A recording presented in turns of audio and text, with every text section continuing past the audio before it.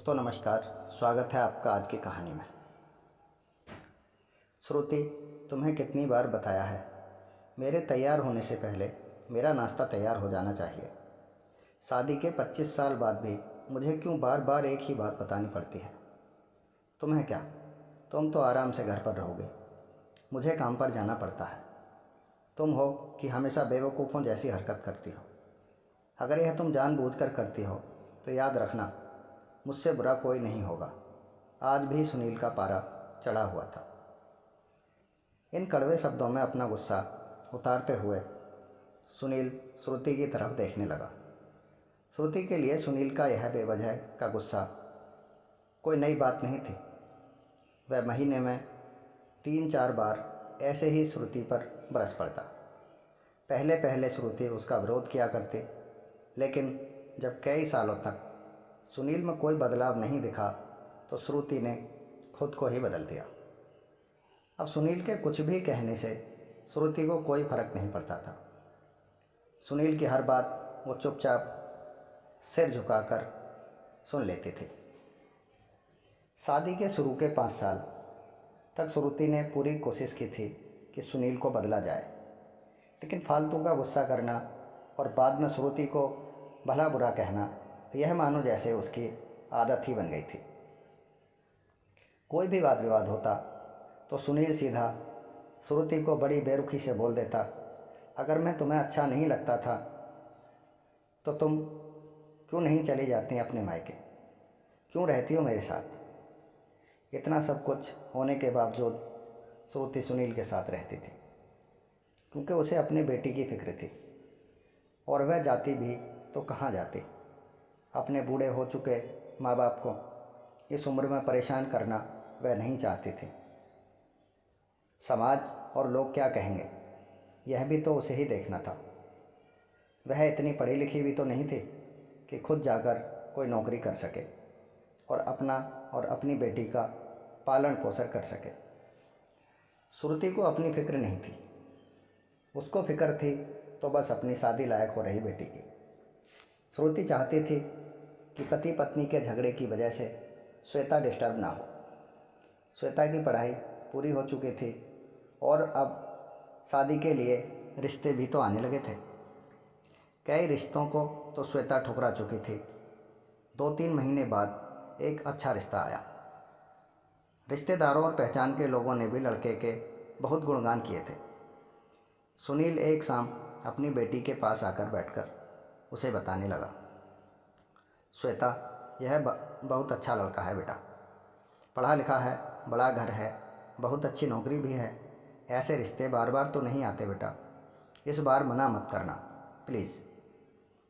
श्वेता अपने पिता से ज़्यादा बात नहीं करती थी, शायद डरती थी या शायद नफरत करती थी, लेकिन आज वो अपनी पूरी हिम्मत इकट्ठा कर बोली, मुझे अभी शादी नहीं करनी है पापा, मैं नौकरी करना चाहती हूँ और मैं अपने पैरों पर खड़ी होना चाहती हूँ। हाँ तो उसमें क्या बड़ी बात है बेटा, मैंने लड़के से बात कर ली है, वह तुम्हें किसी बात के लिए नहीं रोकेगा। तुम शादी के बाद भी नौकरी कर सकती हो, वह तुम्हें नौकरी के लिए परमिशन दे देगा, सुनील ने समझाते हुए कहा। पापा, मेरा नौकरी करना या ना करना क्या उसकी परमिशन पर है ही डिपेंड करेगा? श्वेता ने पूछा। मैं कह रहा हूँ ना, तुम्हें किसी भी चीज़ की कमी नहीं होगी। वहाँ ऐसे रिश्ते बार बार नहीं आते, इसे ठुकराओ मत, बहुत खुश रहोगी तुम वहाँ, सुनील ने फिर समझाया। पापा, क्या मैं उतनी ही खुश रहूँगी जितनी मम्मी इस घर में खुश हैं? श्रुति ने तंज कसते हुए कहा।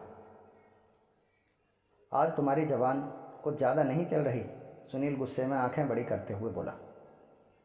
पापा, मुझे नौकरी ही नहीं करनी है, क्योंकि शादी के बाद अगर वह लड़का आपके जैसा निकला तो मैं क्या करूँगी? मुझे तो ऐसा पति बिल्कुल भी नहीं चाहिए जो बिना बात के मुझ पर हमेशा चिल्लाए। मुझे कुछ भी अपनी मर्ज़ी का लेना हो तो 10 बार सोचना पड़े, कहीं वह नाराज़ ना हो जाए। मेरी तबीयत कैसी भी हो उसे परवाह ही ना हो, रोटी थोड़ी सी मोटी बन जाए तो सारा घर ही सर पर उठा ले, घर का कोई सामान ना मिले तो भी मेरा ही दोष निकाले। और मेरी हर छोटी मोटी बात पर मुझे मायके जाने के लिए कहे। श्वेता अपना दिल खाली करते हुए पापा से सब कुछ कह दिया। सुनील का गुस्सा सातवें आसमान पर था, लेकिन उसके मुंह से एक शब्द भी नहीं फूट रहा था। वो अपनी बेटी की बातें सुन रहा था। श्वेता यही बोलकर चुप नहीं हुई। आज पहली बार वह अपने पापा के सामने इतना कुछ बोल पा रही थी। पापा, आपने माँ के साथ हमेशा गलत व्यवहार किया है। आप अपने ऑफिस का गुस्सा बिना सोचे समझे माँ पर उतार देते हैं। कभी इस बात की परवाह भी नहीं करते कि उन्हें कैसा लगता होगा। आपकी बातें सुन सुनकर माँ ने अपना स्वाभिमान एकदम खो दिया है। जिंदा लाश की तरह ही तो जी रही है। जी है पूरी ज़िंदगी उन्होंने। क्या मैं भी ऐसी ही ज़िंदगी जीऊँ, आप ये चाहते हैं? सुनील आज पहली बार अपने किए हुए बर्तावों को महसूस कर पा रहा था। वो इतना ही बोल पाया, जो तुम्हारा मन है वो करो, मैं तो इतना बुरा ही हूँ ना। श्वेता ने सुनील का हाथ पकड़ा और बोली, पापा, मुझे सिर्फ एक सवाल का जवाब दे दो। क्या आप चाहेंगे कि मेरा पति आपके जैसा हो?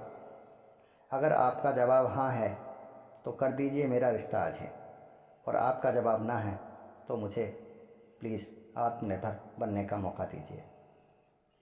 सुनील कुछ भी नहीं बोल पाया और वहाँ से चुपचाप बाहर चला गया। आज उसे श्रुति के सामने जाने में शर्म आ रही थी।